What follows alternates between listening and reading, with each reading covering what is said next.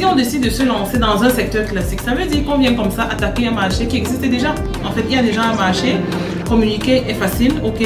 Par contre, la concurrence est assez forte. Il faut aussi avoir à sa disposition un capital qui est patient. Ok, parce que si on est en train de financer son projet avec un capital étranger, qu'on a pris à la banque, que ce soit à la banque, que ce soit dans une tontine, que ce soit chez un ami, qu'on sache que le temps de recouvrement sera quand même assez long. Ok.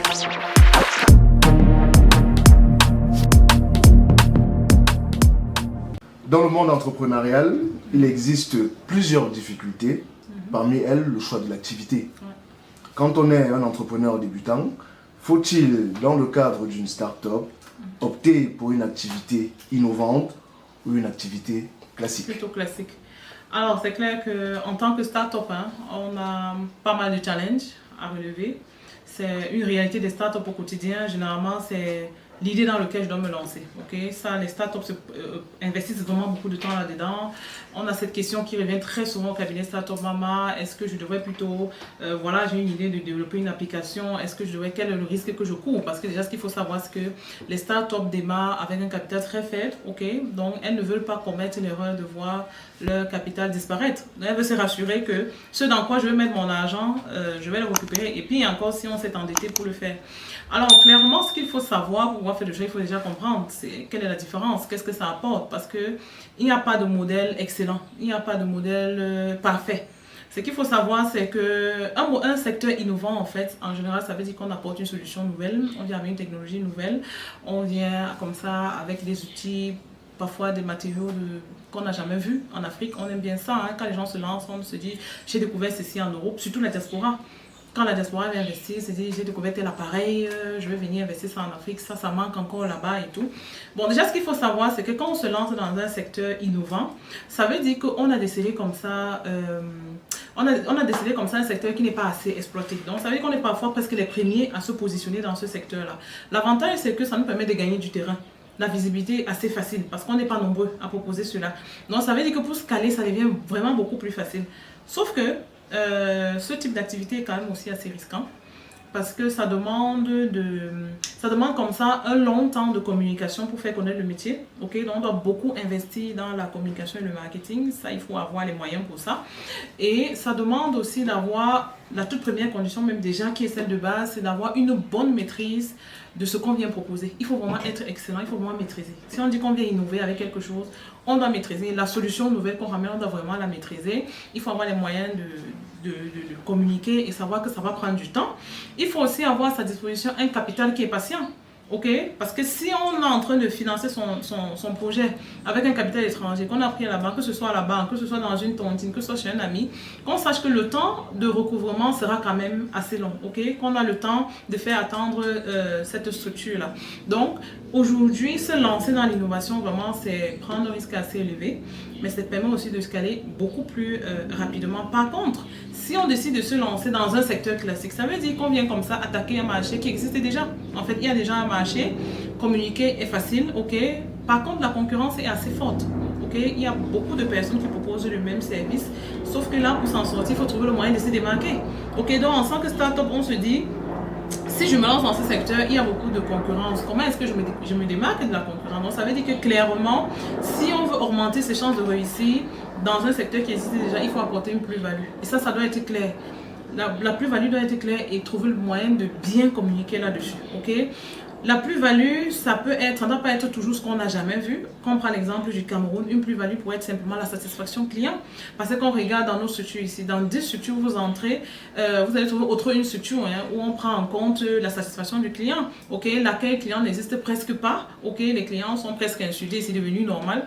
Donc aujourd'hui, tenir compte de la satisfaction client, de la fidélisation client, l'accueil client, c'est une innovation au Cameroun. Donc, ça peut être comme ça une innovation au niveau même de la gestion de son personnel. Ça, on a vu. Donc, beaucoup d'employés se plaignent d'être dans des structures où on les insulte tout le temps, où on les prend pas au sérieux et tout. Donc, on peut innover à ce niveau-là. Donc, aujourd'hui, en tant que start-up, le conseil vraiment qu'on leur donne généralement, c'est compte tenu de vos ressources. Vraiment, ça dépend toujours des ressources, mais la plupart du temps, elles sont limitées financièrement. C'est vraiment de positionner-vous sur un secteur qui est classique parce que l'avantage, c'est que c'est moins risqué. ok, là vous aurez investi comme ça dans la sécurité et le retour sur investissement sera quand même assez rapide, donc très vite on commence à rentrer, à voir son argent rentrer et ça booste énormément, surtout mentalement quand on n'a pas une expérience, on n'a pas une grande expérience entrepreneuriale, lancer une activité et voir l'argent rentrer, ça booste énormément, ok, et rajouter de la valeur, innover. On va prendre l'exemple par exemple de quelqu'un qui décide d'ouvrir une agence de transfert de colis, ok? Ça c'est quelque chose d'assez classique, il y en a quand même déjà assez, ok?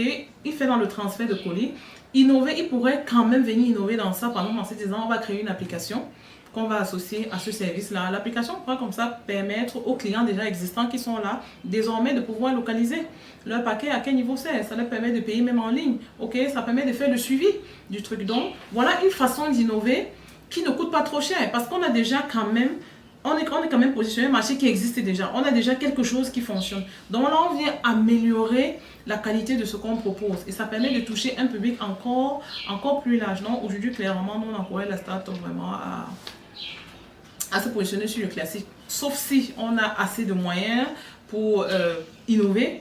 Et il faut aussi bien maîtriser ce qu'on ramène comme innovation. Mais est-ce que dans un monde comme le nôtre en évolution constante, avec une mutation technologique et numérique, est-ce que le choix n'est pas vite fait pour les start-upers ou pour les entrepreneurs de converger vers un projet qui tend à aller vers la technologie? Clairement, oui, c'est une grande tendance hein, aujourd'hui.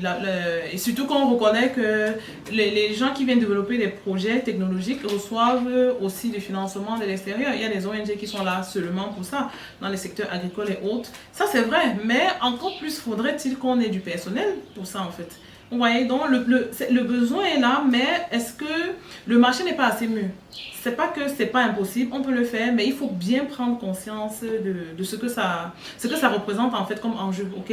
Donc de se dire, je suis assez outillé pour me positionner dans ce secteur-là. Oui, j'aurai la chance d'être privilégié hein, dans les demandes de financement offertes par l'international, ça c'est vrai. Mais encore, il faut se rassurer que sur le terrain, est-ce que j'ai des consommateurs pour ça? Est-ce qu'il y a un marché? Parce que on va beau donner le financement, l'objectif de toute entreprise, c'est de rentabiliser les capitaux investis, ok? Il ne faut pas seulement qu'on crée une entreprise pour faire le boom. Il n'est pas seulement être celui qui est, oh, c'est grâce à moi que telle solution existe au Cameroun, je suis celui qui a ramené. Mais en fait, en retour, il faut bien qu'on ait un retour sur investissement, qu'on se rassure qu'il y a une certaine rentabilité qui est promise derrière.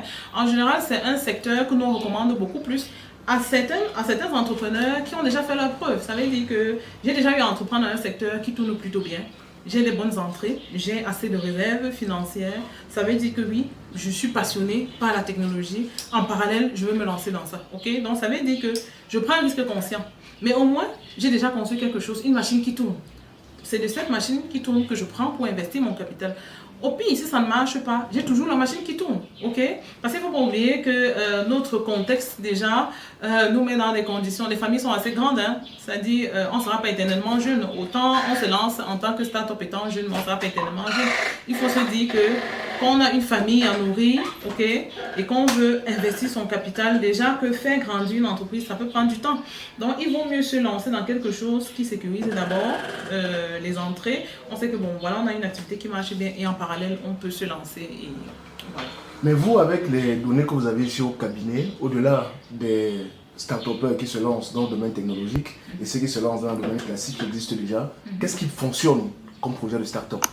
Alors, ce qui fonctionne le plus comme projet de start-up, on a les applications.